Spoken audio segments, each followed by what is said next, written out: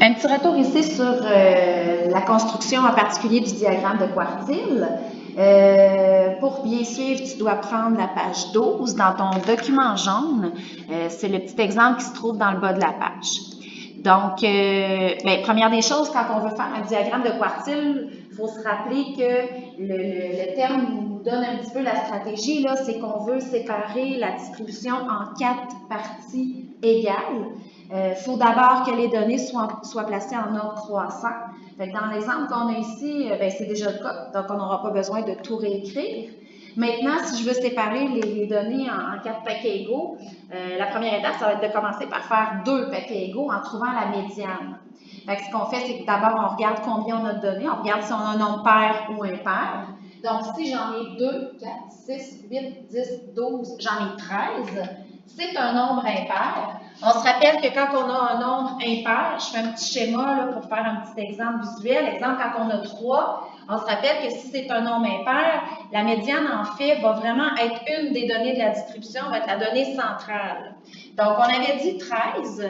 Si on en a 13, ça veut dire qu'on peut faire 2 paquets de 6, puis qu'il y en a une qui va rester en plein milieu, qui va être en fait la 7e donnée.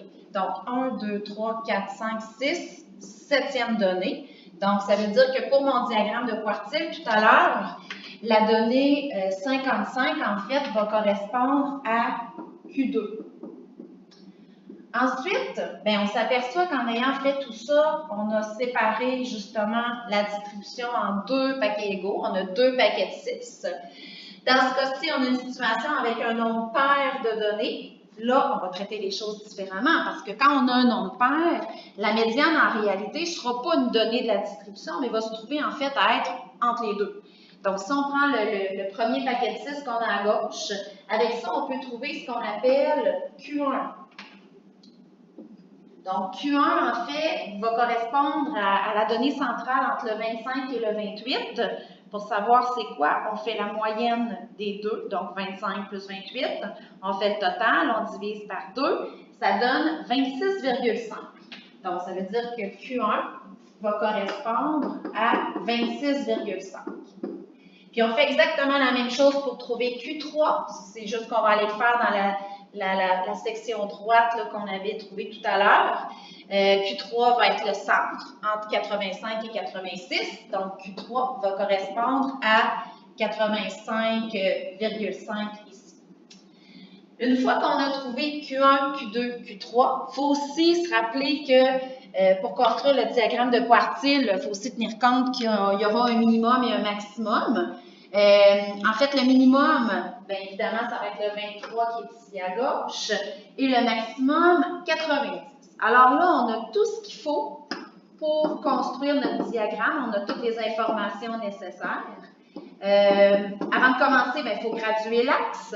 Pour graduer l'axe, on va se baser sur le minimum et le maximum là, pour être certain qu'on a une graduation qui nous permet de bien voir ces deux données-là qui sont en fait le départ et l'arrivée du diagramme de quartile. Donc, par exemple, ce que je pourrais faire, étant donné que le minimum est 23, je pourrais peut-être décider de commencer, par exemple, à 20 pour faire ma graduation. Par exemple, je pourrais décider que 20 va se trouver ici. Puis ensuite, je vais de la façon de mon choix. L'important, c'est que je me rende jusqu'à 90. Donc, par exemple, je pourrais y aller par bond de 5. Si je vais par bond de 5, ça pourrait donner quelque chose comme ceci.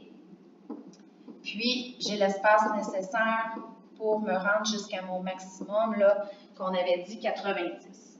Une fois que la graduation est faite, là, il reste à placer nos repères. Parce que pour construire le diagramme de quartile, on a besoin de placer justement tout ce qu'on a trouvé jusqu'à présent. Donc, je commence par mon minimum, qui est 23, qui va être à peu près ici. Le diagramme se construit toujours au-dessus de l'axe. Je répète toujours la même chose, là, c'est que le diagramme va comme flotter en quelque sorte au-dessus de votre axe. Donc, voici mon minimum et mon maximum en noir. Ensuite, on va aller placer Q1, qui va être à 26,5, à quelque part ici. Q2, qui est à 55. Et Q3, qui est à 85,5.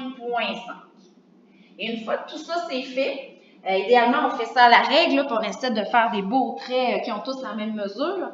Une fois que tout ça, c'est fait, Bien, on referme, on prend les Q1, Q2, Q3, là, on referme tout ça ensemble pour faire notre boîte, notre rectangle. Puis ensuite, de chaque côté, on se rappelle qu'il y avait ce qu'on appelait les moustaches ou les tiges. Donc, on trace des petits traits comme ça pour refermer le tout. Donc, voici ce que ça donne concrètement.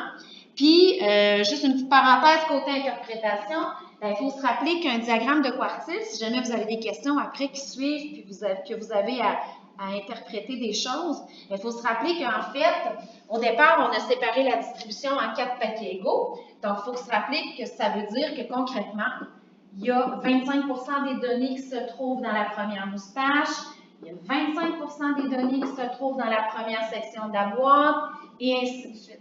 C'est comme ça que la répartition est faite.